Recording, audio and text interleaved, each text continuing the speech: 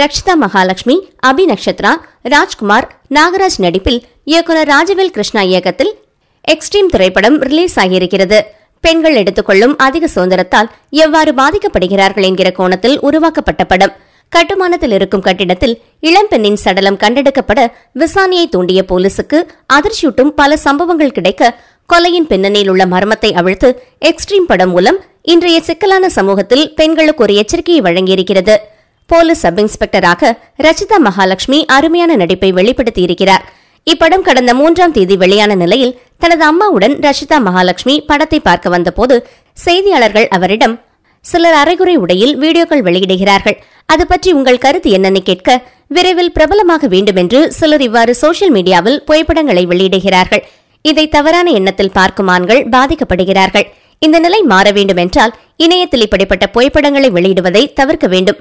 அப்படியே வந்தாலும் அதுக்கு லைக் போட்டு என்கரேஜ் பண்ணாம தள்ளி விட்டுடுங்க. ரெஸ்பான்ஸ் இல்லை என்றால் நாளடைவில் குறைந்துவிடும்.